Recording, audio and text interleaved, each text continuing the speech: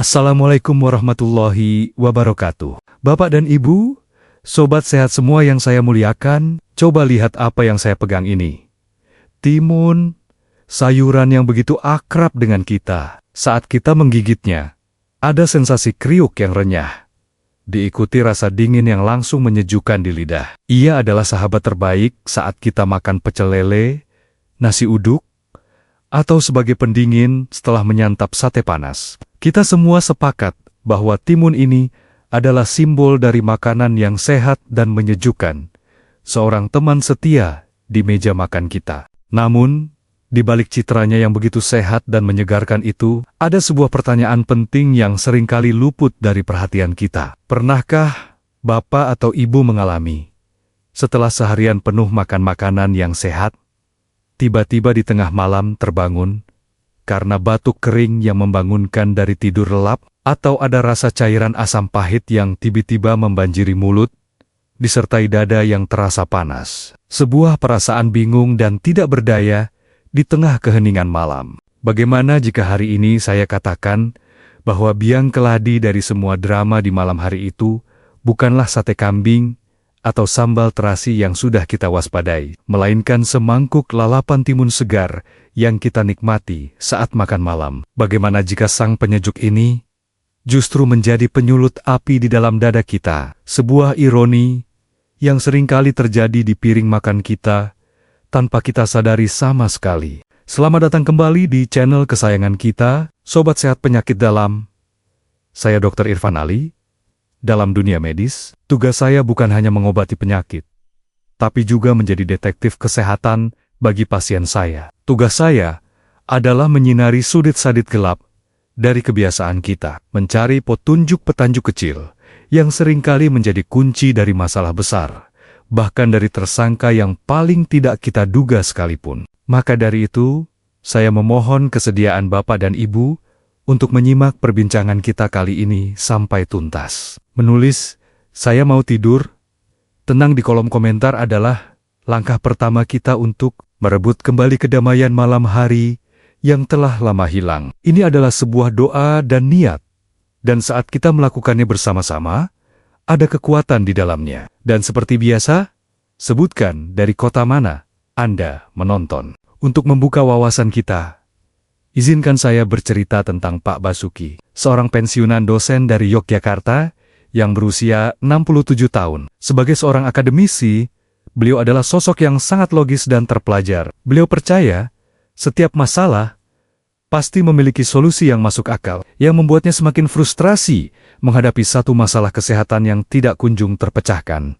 Meskipun beliau sudah membaca banyak buku tentangnya, beliau datang ke klinik saya dengan keluhan GERD, atau penyakit asam lambung kronis yang sangat mengganggu. Beliau sering terbangun di tengah malam dalam keadaan seperti tercekik, disertai sensasi panas yang membakar. Kondisi ini bukan hanya merusak kualitas tidurnya, tapi juga sangat mempengaruhi kemampuannya untuk berpikir jernih dan membaca di siang hari. Sebuah siksaan bagi seorang pemikir seperti beliau. Dengan nada putus asa, beliau menunjukkan catatan hariannya dan berkata, "Dok, rasanya tubuh saya ini seperti berkhianat. Saya sudah memberinya makanan sehat, tapi ia malah menyerang saya di malam hari. Semua teori yang saya baca seolah tidak berlaku untuk tubuh saya sendiri. Saya merasa gagal memahami diri saya sendiri. Melihat catatan makanannya, saya pun setuju. Pola makannya tampak sangat sehat. Kami menelusurinya lembar demi lembar, seperti seorang penyidik yang mencari satu petunjuk janggal di antara ratusan alibi yang sempurna. Daging direbus, sayur dikukus, namun ada satu nama yang muncul secara konsisten setiap malam.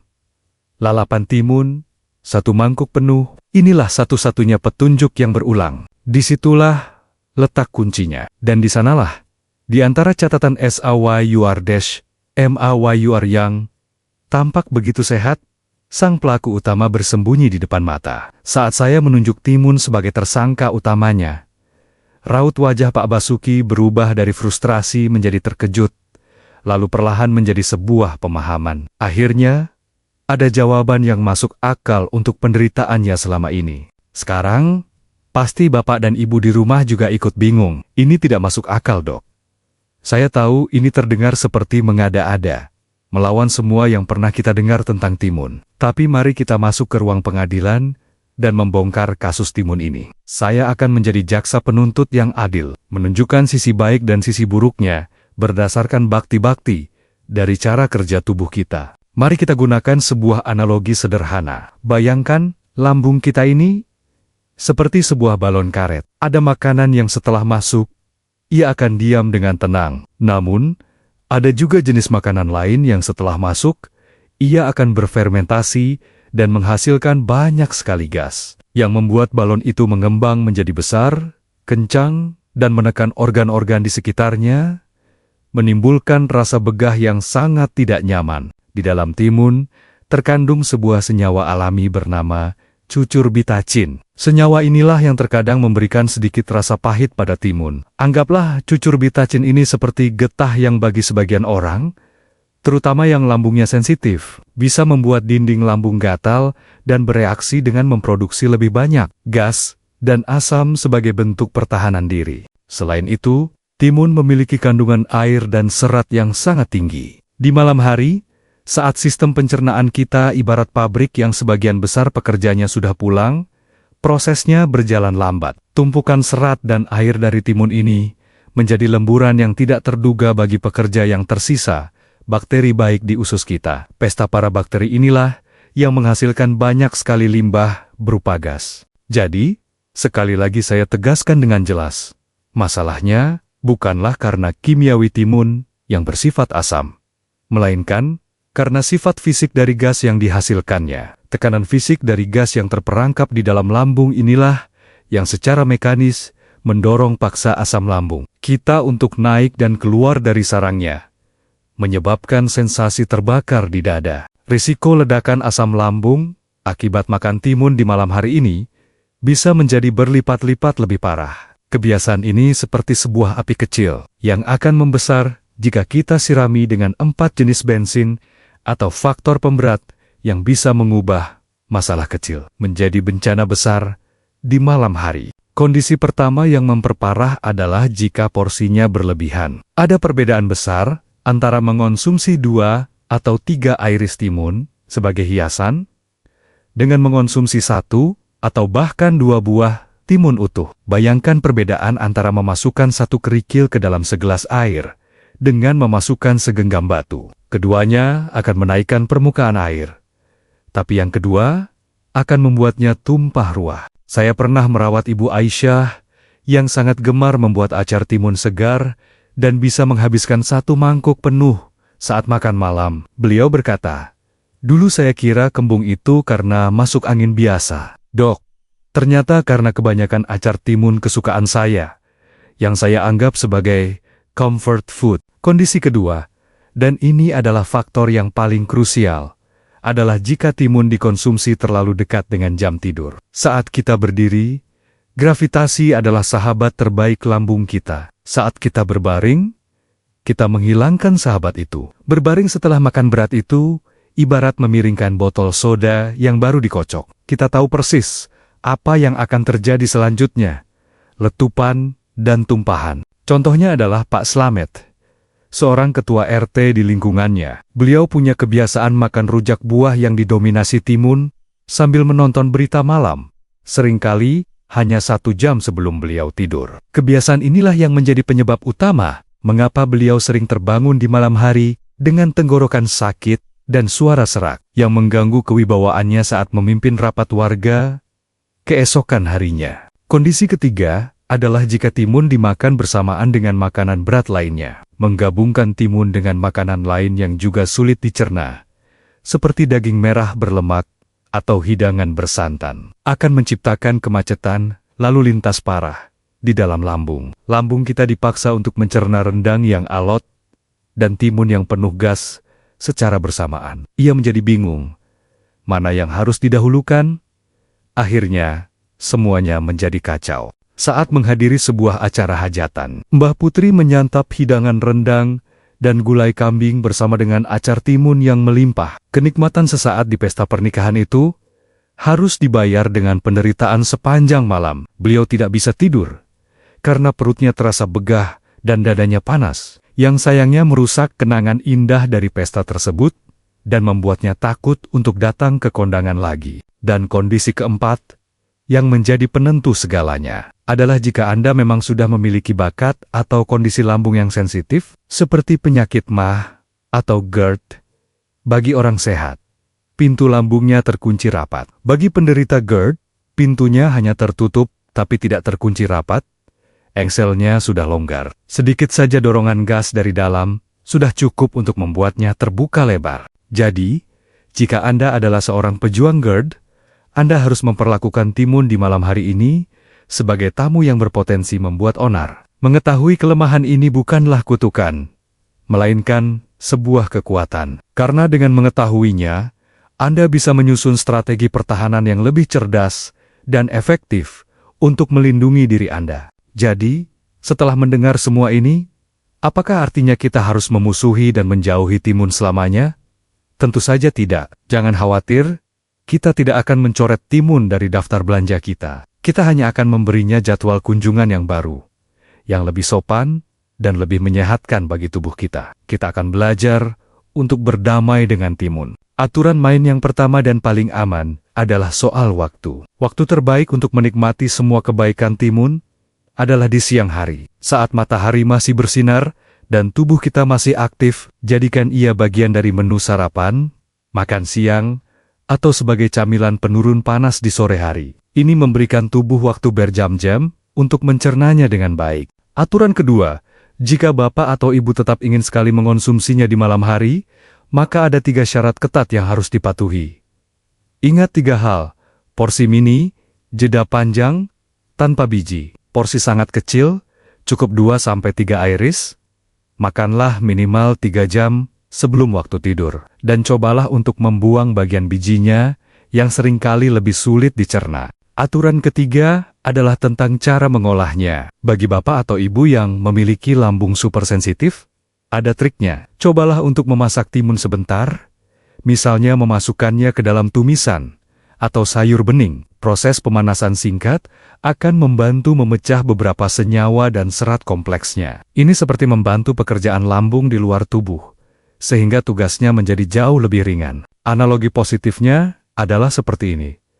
Menikmati timun dengan bijak itu ibarat kita sedang bertamu. Datanglah di waktu yang tepat, jangan terlalu lama, dan bersikaplah sopan. Jika kita mengikuti etika ini, maka tuan rumah lambung akan senang, dan sang tamu timun pun bisa memberikan manfaatnya tanpa menimbulkan kekacauan. Kita bisa tidur nyenyak tanpa ada keributan dari ruang makan. Tentu saya tahu, mungkin ada yang masih ragu, seperti Pak Basuki, pasien saya tadi. Saya hanya memintanya untuk melakukan satu percobaan sederhana. Berhenti total makan timun di malam hari selama 1 minggu penuh. Seminggu kemudian beliau kembali dan berkata, "Benar dok, tidur saya jauh lebih tenang. Ternyata selama ini, saya mencoba memadamkan api sambil terus menuangkan bensinnya tanpa sadar. Sekarang saya paham, menjadi sehat di usia tua itu bukan hanya soal memilih makanan sehat, tapi juga menjadi seorang manajer waktu yang bijaksana bagi tubuh sendiri. Sebab, jika kita menempatkannya di waktu yang tepat, timun adalah sahabat yang luar biasa bagi kesehatan kita. Karena kunci dari manfaat makanan adalah the right food, at the right time. Makanan yang tepat di waktu yang tepat. Manfaat tambahan pertama adalah sebagai sumber hidrasi terbaik. Ini seperti memberikan minuman segar untuk triliunan sel di tubuh kita. Kedua, membantu menurunkan tekanan darah. Karena kalium bekerja seperti penyeimbang garam. Ketiga, menjaga kesehatan kulit. Karena silika adalah lem alami yang menjaga kekenyalan kulit.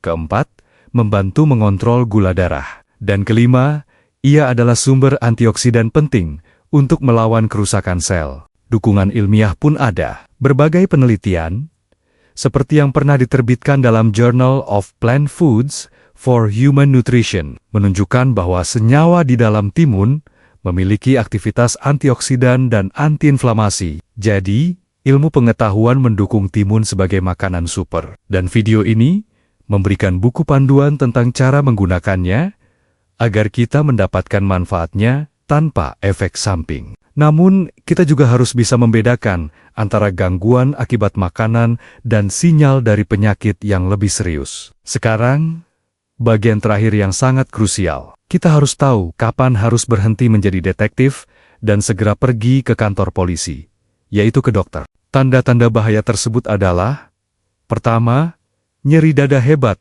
yang membuat Anda cemas. Kedua, jika Anda merasa sulit menelan. Ketiga, jika suara Anda menjadi serak kronis di pagi hari.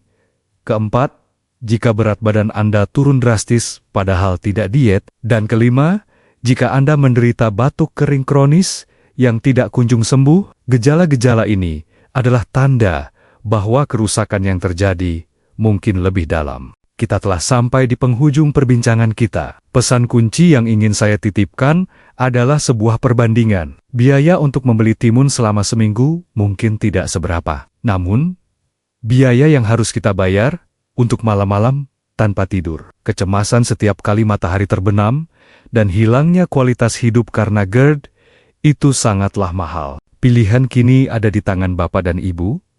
Pilihannya adalah antara terus mengikuti kebiasaan lama yang terasa nyaman, namun menyakitkan, atau memilih jalan kearifan baru yang membutuhkan sedikit penyesuaian, namun menjanjikan ketenangan. Jadilah detektif yang proaktif bagi tubuh Anda. Jangan menjadi korban dari misteri yang tidak terpecahkan. Sebagai penutup, saya punya satu permohonan tulus. Kirimkan video ini ke orang tua atau sahabat Anda yang sering mengeluh masuk angin atau kembung di malam hari. Mungkin inilah jawaban yang selama ini mereka cari tanpa sadar. Video ini bisa menjadi aha momen bagi seseorang yang sudah hampir putus asa. Satu share dari Anda bisa menjadi kunci tidur nyenyak bagi mereka. Jangan lupa juga untuk like dan subscribe. Di video selanjutnya, kami dari Sobat Sehat Penyakit Dalam akan membahas tentang 3 jenis buah manis yang ternyata aman, bahkan dianjurkan untuk dikonsumsi oleh para penderita diabetes. Ingatlah selalu pesan saya, kearifan sejati dalam menjaga kesehatan bukanlah hanya tentang apa yang kita makan, tapi juga tentang kapan kita memakannya. Mari kita ciptakan harmoni itu. Wassalamualaikum warahmatullahi wabarakatuh.